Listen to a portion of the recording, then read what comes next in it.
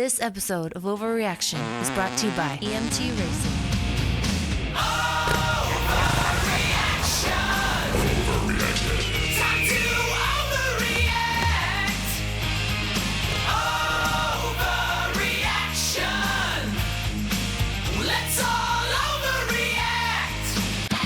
Super Motocross fans, it's time to overreact. Fort Worth, woo!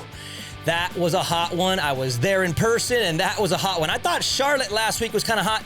This one was hotter than that, and obviously the track did its best to hang in there. I was there early. I saw qualifying. They tried to get the moisture in, and it was in for it. It was so dang hot. Haiden Deegan was hot in practice. Jett was hot in practice. They were the fastest, but practice is just practice. You got to win the race by winning the race, and first, you got to drop the gates. Let's do it. 250 Moto 1, sponsored by Racetech. 250 Moto 1 on the gate. Haiden Deegan, 1-1 in Charlotte. Can he do it again in the heat and on the dry track in Fort Worth? Well, he can get the start, that's for sure. But on the opening lap, Joe Shimoda makes a pass after a Haiden Deegan mistake, and I'm thinking we're going to have ourselves a race. And as quickly as I thought that, I flipped back to no, we're not, because Haiden Deegan makes a pass, gets the lead. And that was all she wrote. Haiden was gone. Then came the chaos, and it starts with Jordan Smith taking RJ Hampshire to the ground. That's vet on vet crime. Come on, Jordan, what are you doing? And then the track decided to get involved. First takes down Master P. That was a tough crash at the bottom of that jump, but I got to be honest with you, Nate Thrasher's was worse than Master P's, and that's because they smacked from so high up, so hard on the ground right there. And for Nate Thrasher, I'm bummed. I like Nate. It was a terrible crash, and unfortunately, he is out. And then there was about a 5-minute period, probably in the middle part of that race, middle to late, where the track was kind of decent. There was traction in a couple spots, and it was slick, but it was okay. They were racing on it. They were pushing on it. Then Haiden Deegan, of course, finds a sick rhythm to do. He goes 3-3-2 in that section. I don't know if that's where he was pulling everybody, but for sure it was faster. I think he was just better than everybody, to be honest. And you got Joe Shimoda having a great race. He needed that. He needs to get back on the screen. He's supposed to be one of the favorites in this class. That was a ride that was pretty inspiring. Not going to lie, too. The gear was pretty filthy. But it was Haiden Deegan who got the win. He made it kind of boring. When you're doing cool jumps and you're riding that aggressive and someone gets you, you get him back. There was at least something to enjoy in that moto, but otherwise, Deegan smacked him pretty dang hard. 250 Moto 2, sponsored by Scott USA. All right, 250 Moto number 2. Somebody step up. Somebody shake the hornet's nest a little bit. Do something. Entertain us. No one cut off the start. Of course, Haiden Deegan gets the start again. He's got the whole shot. But then I got to be honest with you.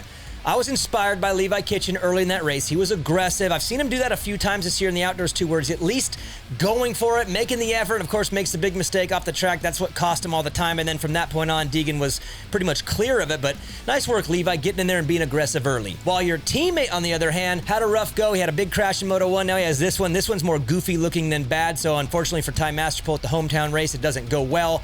2 crashes and 2 motos. And then I'm not going to lie, I spent probably half of that race thinking about next year's Supercross, all right? I have a problem, all right? I'm weird like that. I'm already thinking east-west, who's going to ride what? And look, Deegan's going to ride west. That's obvious. He's going to race Anaheim. He ain't missing that again. RJ Hampshire's going to defend the 1, so that leaves Tom Vial probably racing east. And then it's Kitchen and Hymas and Shimoda. That's where I think it's going to get weird. Who's going to ride what? The star team, the PC team, and look, I know I'm way early on this, but I have a problem, all right? I'm weird, and I like 250 East-West talk way early, and I lost my mind, lost track of time in the moto, and that's what I was thinking about. Sorry. And then all of a sudden, snap, it was RJ Hampshire on the screen, and he goes down so hard. I'm so bummed for RJ. Obviously, he's one of my favorite riders in the field, and that was a tough one right there. The tough block gets him, brings him into the inside of the track. He's lucky he didn't get landed on. Tough way for RJ to go out. And a tough look for everybody else in the class because Deegan went on to win again and smashed them all. And look, he is the most complete product in the field right now. Not one single weakness. I mean, I dare you to find one. There's none. The dude is complete. 450 Moto 1, sponsored by Mika Metals. All right, 450 Moto number 1, Jett Lawrence versus Eli Tomac. That's the battle we all want to see. And when the gate goes down, it's Eli Tomac to the first turn first, but he goes wide. Hunter Lawrence up the inside. And then, of course, Jett sinks up the inside, makes his way around Cooper Webb on the first couple corners. And the Lawrence brothers are 1-2. Nice work, everybody. Just let that happen. And Chase Sexton, man, buried on the start. I know it's a short start. If you don't get the jump, you're out of this one. And he had a terrible start. So he's buried in the pack. And of course, the worst thing you could see, period, is the Lawrences out front 1 and 2. And the way the math works, you're just not wanting to give up that many points in this first moto or the overall. So for Chase Sexton, huge missed opportunity. All right, so you got Hunter Lawrence out front. He makes a big mistake, lets his brother go by. And I'm thinking for Hunter, nice first 12, 15, whatever moto. Good job, dude. That was a good showing. But that wasn't the end of it. No, it was not. And with about 6 minutes to go, Eli Tomac, beast mode, has made his way to the back of Hunter Lawrence. Remember this, 6 minutes. That's when he got to the back of him, and Hunter Lawrence is going to hold on to win this thing. But 6 minutes is when he got there. Then Jett makes the big mistake. Hunter goes by. Eli goes by. So now they're 1-2. Hunter Lawrence, again, all the pressure from beast mode behind him. And yeah, pissed off little brother got kind of aggressive with Eli Tomac. I'll tell you what.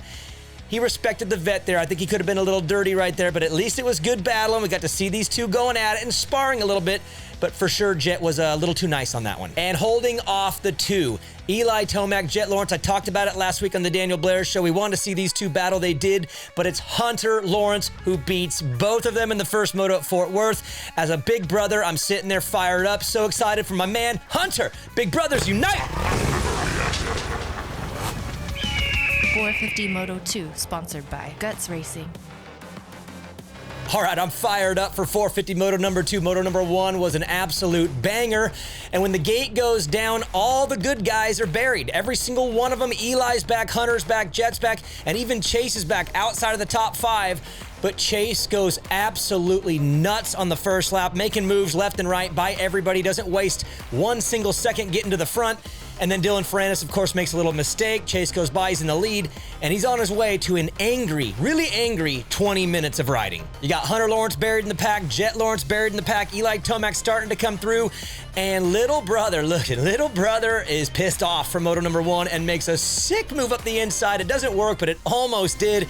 But I think he was riding a little angry too early in moto number 2, and he would eventually get by his brother, Hunter Lawrence, who did not really fight back, didn't have to. He didn't have to beat Jett the second moto. All he had to do was hold off Eli if that charge ever came. But for Chase Sexton, again, this was an angry 20 minutes. Think back to Hangtown when he fell, came from 40th to first. It was the same kind of thing. I think that when he gets really mad, he turns into something else. Like, he don't have the nickname yet, Beast Mode or El Chupacabra. We got to figure something out for Chase, because when he gets mad like he was in moto number 2, he just puts on an absolute whooping. It wasn't even just win the race. It was smash everybody as absolute hard as you can.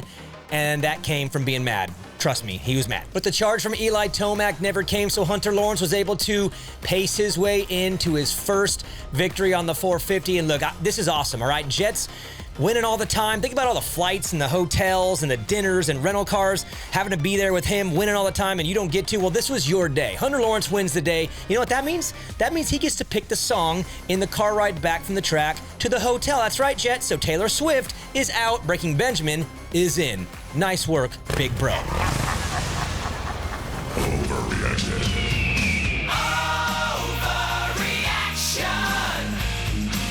Time to overreact. Overreaction. Let's all overreact.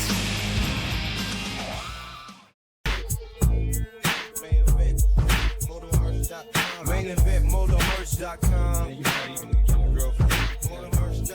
MainEventMotoMerch.com. MainEventMotoMerch.com. MainEventMotoMerch.com.